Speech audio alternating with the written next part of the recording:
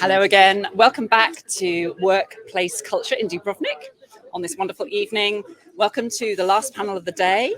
And today we're going to be discussing business growth, burnout and boundaries. And we're going to have a panel which Rowena Hennigan is going to introduce a little bit later on. But first of all, we're going to have Sara Dyson from Expat in Croatia, which is based in Split. So Sara, would you like to come and stand here so you're on the camera? Do I have to? Yes, you do. You can say that. Okay. You can say that. That's fine. Wherever you'd like me. All right. Gorgeous. Hi, everybody. Hi. How are we today? Are we still awake? Yes. Oh, fantastic. Okay. So, Croatia was not my first choice. And I know that's odd given why we're all here today, but I promise it ends well. When I first came to Croatia in 2011 on holiday, I liked it. It had beautiful landscape, nice food, cool buildings, but I didn't love it. I didn't think, oh my God, this place is so amazing. I absolutely have to live here. Croatia was lovely, but it hadn't pulled me in. Now, I had my eyes set on Amsterdam. Yeah, right? I lived there in 2008 and 2009, and I absolutely adored it. I desperately wanted to go back, but the cost of living had substantially increased, and I couldn't get a company to sponsor me. So I needed a plan B. I already had a departure date from the US set in stone, and it was not going to change under any circumstances. So I needed a new destination with a low cost of living pronto. Enter Croatia. So I headed to Split and I never looked back. Within a few short months, I started to see and feel the real Croatia. I fell madly in love, head over heels. Amsterdam became an afterthought. Now, Croatia does have beautiful landscape and nice food and cool buildings. But what makes it truly extraordinary are its people. Their generosity is a reflex, and their kindness is a default. Now, when I first came to Croatia, I was a very different Sara. I was insecure and anxious, closed off, and a bit traumatized. But I changed completely due to the influence and culture of the Croatian people. And due to that transformation, I was able to build a company that I am truly proud of. I get to work with incredible people, help thousands more, give back to my community, and talk about my favorite place in the world all day long as my job. I'm pretty jazzed about it. Now, a lot of you are here today because you're considering working remotely from Croatia or want to learn more about what it's like to work remotely in Croatia. So to give you some background from my experience, I'm going to share with you 4 ways that Croatia made me better at my job. Croatia made me confident. So I have suffered from tremendous social anxiety for most of my life. And I'm feeling it right now. Talking in front of a group of 5 people, even if I knew all of them, would give me a panic attack. This situation right here, my absolute total nightmare. Still kind of is. Round of applause. Thank you, Paul. When I was a kid, my dad would say, call and order a pizza, and I'll pay for it. And I would not do that because of the fear of talking to a stranger. I was a kid that gave up an opportunity for free pizza. That is serious business. But that is a fear that I carried well into adulthood. And then I came to Croatia, where everything was still analog, and acquiring pizza and most everything else required some kind of human-to-human contact. So I had to do something or I was going to starve to death. So bit by bit, I started to push myself outside of my comfort zone to learn the language and to speak to strangers. My skin was on fire. My hands were numb like they are now. My shoulders were up around my ears, and sometimes I'd black out from the panic. But I did it anyways. Whew. Yeah, it's intense. And now I can't remember what I was going to say next. All because of that. Thank you. Thank you. Huh? Yes, yes. Well, I'm a much better and different Sara now, and Croatia helped me get there. Croatia taught me patience. You know where I'm going with this, don't you? Okay. So there is a stereotype about Croatian bureaucracy. Does anyone know what it is? It's very slow. Now, I don't think that the system deserves that blanket condemnation. Some things do take a while, but some things go faster than they did in my home country. And most things take as long as they should take. Now, most of the people who are flooding to Croatia through the Digital Nomad program are coming from the US, UK, Canada, and Australia. They, not all of them, but many, arrive expecting instant gratification. And why wouldn't they? I would think everything is slow compared to Amazon same-day delivery. Every time I go back to the US to visit, I feel like I'm stepping into an episode of the Jetsons. I'm like, what is this futuristic place I don't recognize?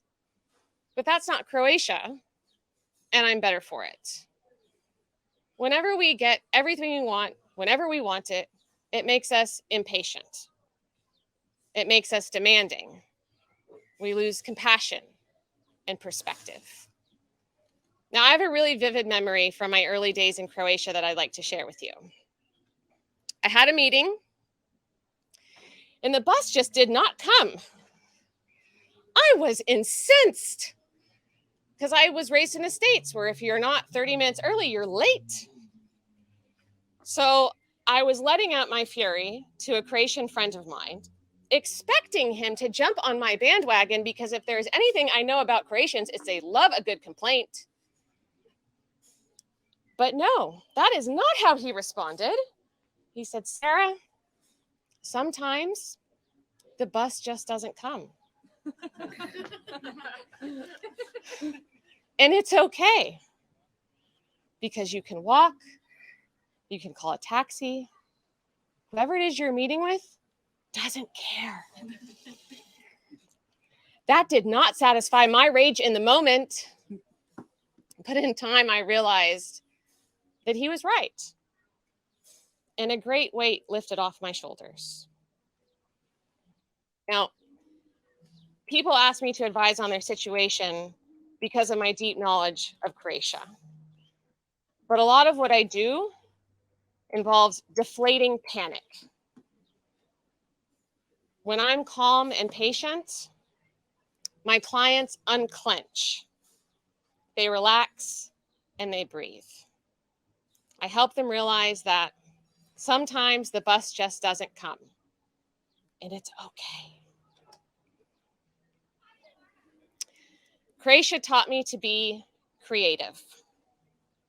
So this country is special.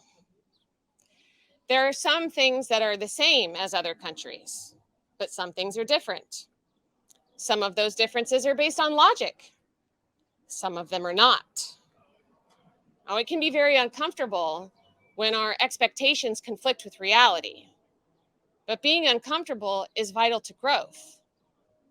Without it, we become stagnant. We need to constantly be challenged so that we can evolve. And Croatia is eager to provide that challenge. Now, at Expat in Croatia, we specialize in bureaucracy. And that can be fickle in this country. So we have to work overtime to make sure that all of our resources are accurate. And we do that in 3 ways. We confirm with the government, we vet with professionals, and we validate with real experiences. We have to work with the government frequently, and the government doesn't always like that. Sometimes they can be evasive. So while they're under obligation to reply to us, we can't force them to. And we can't write them off either. So when they are being evasive, we had to get creative so that we could get the information that we needed. So we use alias email addresses. We use different phone numbers. We call smaller offices that don't know who we are yet. But we have to work with the government frequently so that we can serve our clients to the best of our ability. So we have to get creative sometimes so that we can live to fight another day. Croatia taught me a better way of doing business. So I've been working remotely for 16 years. I say remotely because I've always seen it as working from home, but remotely is the term now, so remotely. In 2006, I was hired at a user experience agency in New York that was fully remote. The entire team was dispersed all over the US, and we worked predominantly over email and phone.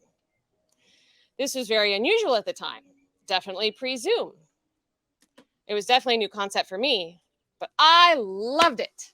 I absolutely loved it. I found myself so much more productive working from home than I ever did in an office. Now, Croatia is not a remote place. And when I say that, I mean, it's not super common for Croatian employees to work remotely. And I think part of the reason is because Croatians thrive on social interaction, specifically over very long coffees. And if you've been here for any amount of time, you know that coffees are an indispensable part of Croatian life. But what you may not know is that they're also indispensable to business. So if you're considering working with somebody or you're working on a project together, you have to go on a coffee and talk about it. Now, when I first got here, I had a really hard time with that because I was so used to working on email. So I was like, why? Why do I have to waste 3 hours of my day to go and talk to you on a coffee when we can solve this in 20 minutes? And I know what you're thinking, but I promise it ends well. With time, I saw the value. Because when you go on a coffee with somebody, you're able to create a bond, strengthen a relationship, see if this is someone you actually want to do business with, maybe identify some red flags, strengthen a business relationship so that it's more profitable and productive for both of you. Now, I want to make something clear. Meeting with somebody in a conference room or stopping by their office is not the same thing as going on a coffee. There's a ritual to it. For example, you cannot dive right into business. You have to have at least 20 minutes of personal chit chat first. Otherwise, it's considered rude. And that makes sense to me. Didn't at the beginning, but it makes sense to me now because you need to see who this person is as a human, as an individual, before you layer business on top of it. Now, unfortunately, I can't go on a coffee with everybody. Most of my clients still live abroad. Many of my colleagues work in other parts of Croatia. So I've taken what I've learned from those coffees, from that ritual, to bring intimacy to the conversations that I have with people over Zoom. So I may not have been on board with them now before, but I certainly am now. And I don't know what I would do without that kind of ritual. So all the things I've shared with you today, confidence, patience, creativity, the valuing human interaction, all these things, they're vital to us as individuals. And while there are some pieces of those that I had before I got here, they were strengthened by the influence of the Croatian people. And so if you're going to spend any amount of time in Croatia, what I would suggest is Go beyond the co-work spaces, go beyond the digital nomads, go beyond your immediate surroundings to really get to know Croatian people, because they have so much to offer. When I lived in the US, I always had some kind of European beachy photo on my desktop on my computer. And I had to stare at it every day so that I could get to 5 o'clock. And sometimes I would look at it, lost in a daydream, and think, Sarah, it's okay. Someday soon, you're going to be able to take that 1 week's vacation. I'll be okay. And now here, I don't have to do that anymore.